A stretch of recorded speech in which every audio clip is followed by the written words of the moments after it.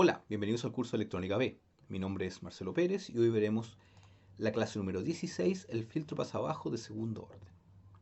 En la clase anterior vimos el filtro pasabajo de primer orden, que se podía implementar con un circuito RC y un seguidor de voltaje. Esto lo podemos extender a segundo orden utilizando dos circuitos RC y dos amplificadores operacionales. De esta forma, la función de transferencia es la multiplicación de las dos funciones de transferencia individuales y por lo tanto nos queda una función de transferencia de segundo orden como la que ustedes pueden ver aquí. Entonces nos queda eh, el, la función A, ¿cierto? Que el voltaje de salida con respecto al voltaje de entrada es R1, R2, C1, C2, S cuadrado. Recuerden ese número al principio porque va a aparecer varias veces. Más la multiplicación de los dos, ¿cierto? La suma de las dos multiplicaciones, R1, C1 más R2, C2, S más 1. Es decir, un denominador de segundo orden. Es por eso es que el filtro de segundo orden, porque el numerador no tiene orden, ¿cierto? Orden 0 y el denominador es de orden 2. ¿Cuál es la principal diferencia de un filtro de segundo orden con respecto a uno de primer orden? Es la selectividad. Tiene mayor selectividad porque ahora la pendiente de caída del filtro, de la ganancia, es de 40 decibeles por década. Es decir, considerando que nuestra frecuencia de corte es 1, tenemos que la ganancia de la banda de paso es 0 decibeles, baja 3 decibeles en 1 y luego de ahí hacia abajo baja a 40 decibeles por década. Eso quiere decir que a los 10 Hz, a una década después de la frecuencia de corte, ya tenemos menos 40 decibeles, es decir, es un centésimo, un 1% de la señal. A diferencia del caso anterior, en el cuando teníamos un solo orden de orden 1, ¿cierto? Teníamos una pendiente de menos 20 y por lo tanto teníamos menos 20 decibeles, lo cual es un décimo de la señal. Acá pueden ver que reducimos 10 veces la, las señales a esa frecuencia. ¿Qué pasa en términos de la fase? La fase también se ve afectada, pero mayormente en la banda de rechazo, en la banda en la cual no nos interesa cuál es la fase. ¿Ya? Entonces, a frecuencias bajas, la amplitud es unitaria, en este caso, y la fase se mantiene cerca de cero, es decir, la señal de entrada es la misma señal de salida. Pero la señal luego empieza, la fase empieza a disminuir, y esta vez a la frecuencia de corte ya no son 45 grados de desfase, sino que tiene 90 grados de desfase. Es decir, un 70% de la señal y con 90 grados de desfase. Ese es el doble del caso anterior porque tenemos dos polos, es de segundo orden la señal. Luego de eso sigue disminuyendo hasta llegar a menos 180. ¿Ya? Pero recuerden que en este rango de frecuencia ya no es tan importante porque la señal de salida es básicamente cero. Las componentes de salida a esa frecuencia son cero. Ahora, se puede implementar como en el caso anterior, pero al implementarlo como tenemos anteriormente, estamos limitados a que siempre los polos de la señal tienen que ser reales, porque tenemos que poner una frecuencia de corte en una etapa y otra frecuencia de corte en otra etapa. Pero muchas veces necesitamos polos complejos para poder hacer diseños, ya sea el Butterworth o Chebyshev, que vamos a ver más adelante. Para eso se ocupan otras configuraciones, como por ejemplo el Silent Key, que es este que tenemos acá, en donde además tiene la ventaja de que utiliza un solo amplificador operacional para lograr un pasabajo de segundo orden. ¿Cómo se logra ese efecto pasabajo? A través de una malla RC con dos resistencias y dos condensadores conectados de la forma que se muestra acá y con una realimentación negativa unitaria, como un seguidor de voltaje. Entonces, ¿qué tenemos acá? Este es el circuito y para poder resolverlo tenemos que hacer la ley de Kirchhoff de corriente en los dos nodos, en el nodo BM y en el nodo positivo. En el nodo BM tenemos el voltaje de entrada menos BM partido por R1, ¿cierto? Esta es la corriente que circula por acá. BP menos BM partido por R2, que es la corriente que circula por acá. Y también tenemos la corriente que circula desde el voltaje de salida a través de C2 en este punto. Por lo tanto sería Vout menos Vm partido por la impedancia de C2, que recuerden que es 1 partido por C2S. Esa es la impedancia del condensador. La ecuación de nodos, ¿cierto? En el nodo positivo nos da que la corriente que pasa por R2 tiene que ser igual a la corriente que pasa por C1 y eso nos queda, la corriente que pasa por R2 es Vm menos Vp partido por R2 y la corriente que pasa por C1 es Vp partido por 1 partido por C1S. Además tenemos la ecuación del amplificador operacional. Como tenemos realimentación negativa acá, nos queda que el voltaje VP va a ser igual al voltaje VN y ese voltaje es igual al voltaje de salida. Esa es la relación que tenemos en este caso. Luego, podemos de la segunda ecuación de Kirchhoff resolver el voltaje en el modo M y nos queda, aquí podemos ver que depende de PM y VP, ¿cierto? Pero VP es Vout y por lo tanto nos queda en términos de Vout.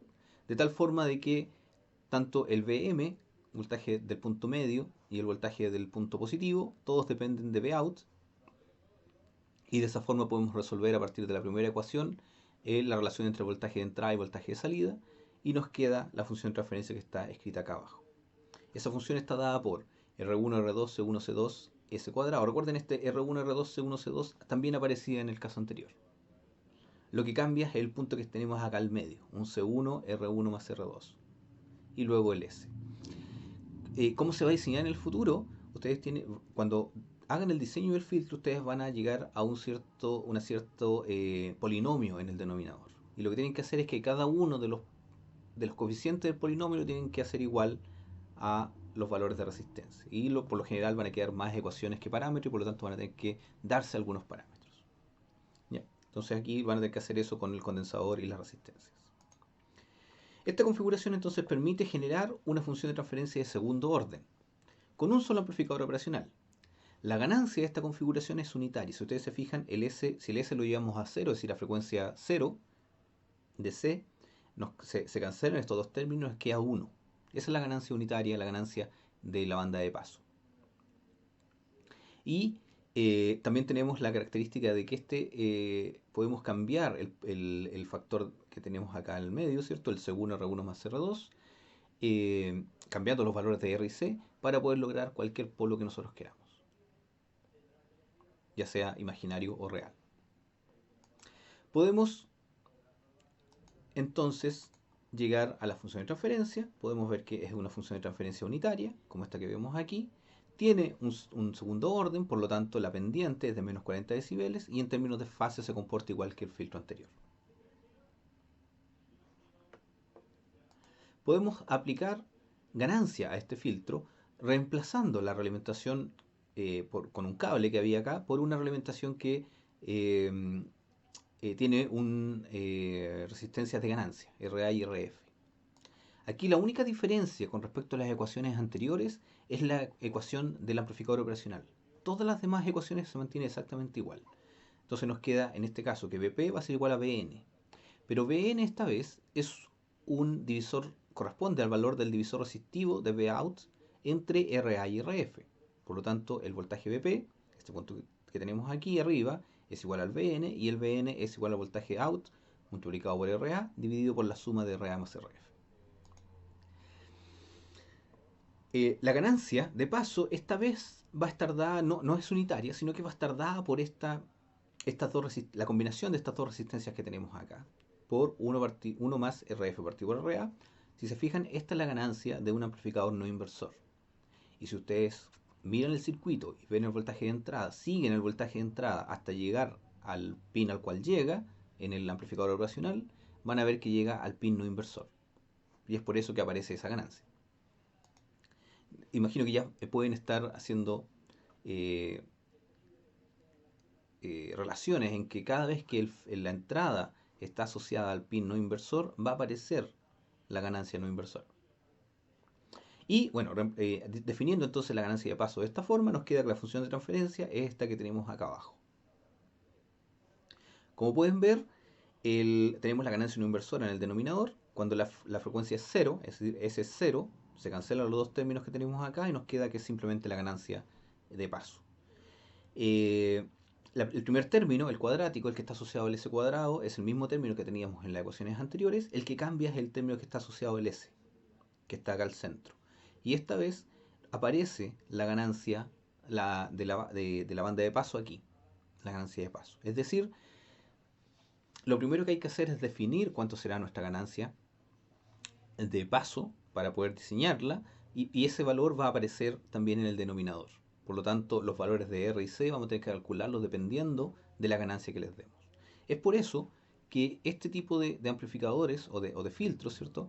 Es difícil incorporar ganancia variable dentro del mismo filtro. Es decir, si reemplazáramos uno de estos resistencias por un potenciómetro, si cambiamos ese potenciómetro, por supuesto vamos a cambiar la ganancia de paso, pero también vamos a estar cambiando la frecuencia de corte, cómo se comporta el denominador. Así que por lo general se deja fija y a un cierto valor dado. En este caso lo que tenemos es que la ganancia va a ser siempre mayor a 1 y es configurable dependiendo de RA y RF. Una vez que llega a la frecuencia de corte, que recuerden que son menos 3 decibeles, no absolutos, sino menos 3 decibeles con respecto a la ganancia de paso. La ganancia de paso en este caso puede ser 10, entonces la ganancia por la cual se produce la frecuencia de corte es 7, menos 3 decibeles de diferencia. Y la pendiente es menos 40 decibeles por década. Como ya les mencioné, la fase se mantiene exactamente igual. Veamos ahora otra configuración. Esta configuración se llama doble realimentación. La anterior, recuerden que se llama Sallen Key. Esta de doble realimentación, ¿cuál es la característica que tiene? También usa un solo amplificador para generar un filtro de segundo orden, pero tiene la característica de que tiene dos realimentaciones negativas, en este caso a través de C1 y R2.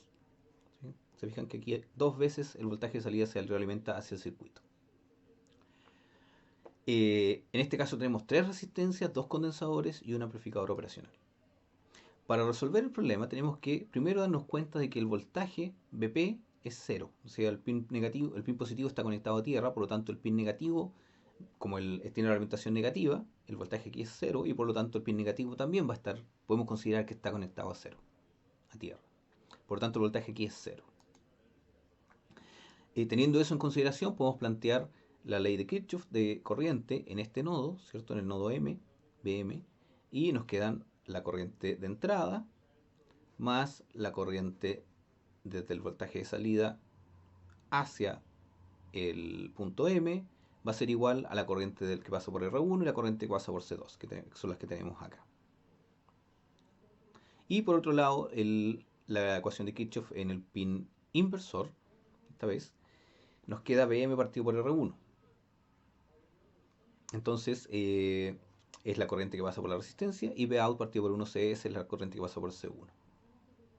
Por lo tanto, estas dos corrientes tienen que ser iguales. No hay corriente que circula hacia el pin no inversor. Resolviendo esto, podemos encontrar Vm, ¿cierto? Directamente en función de Vout y reemplazamos Vm acá arriba, con lo cual nos da la función de transferencia que tenemos acá. En donde la ganancia de paso es R2 partido por R3 y es negativa. Fíjense que aquí hay un menos al principio. Ahora, si se fijan dónde está R2 y R3 en el circuito, pueden ver que R2 es la ganancia de realimentación, la cual usualmente la asociamos a RF, y R3 es la ganancia de entrada. Por lo tanto, replica a la ganancia que hay en un amplificador inversor. Y aquí otra forma de ver esto es que ven que el voltaje de entrada está conectado a partir de toda una malla, ¿cierto? Todo un circuito, pero siempre el pin negativo, el pin inversor. Y es por eso que la ganancia también va a ser inversora. En este caso, la ganancia de la banda de paso también aparece en el denominador, por lo tanto tiene las mismas restricciones que el Sallen Key. Entonces podemos generar una función de transferencia de segundo orden usando un solo amplificador operacional, tenemos una ganancia negativa y que se puede ajustar con las resistencias R2 y R3, es configurable. Por lo tanto, si quisiéramos hacerlo unitario, tenemos que considerar que R2 va a ser igual a R3 y en ese caso nos va a quedar menos 1 partido por todo el denominador que tenemos y la ganancia a 0 se convierte en 1, por lo tanto se cancela en el denominador y nos queda esta expresión. Tiene ganancia unitaria, como vemos acá, tiene menos 40 decibeles por década porque es de segundo orden, y en este caso, como tiene ganancia negativa, el desfase, la ganancia, el menos en la función de transferencia se traslada al desfase del bode, y por lo tanto tenemos 180 grados de desfase. Bien, con eso entonces vimos tres distintas configuraciones con las cuales implementar un filtro pasa abajo. Puede ser a través de dos etapas de primer orden, usando dos amplificadores y dos circuitos de RC. Puede ser a través de una amplificación, de una configuración Sallen Key, ya sea con ganancia o unitaria, o puede ser a través de una implementación con doble realimentación. Con esto terminamos la clase de hoy. Muchas gracias.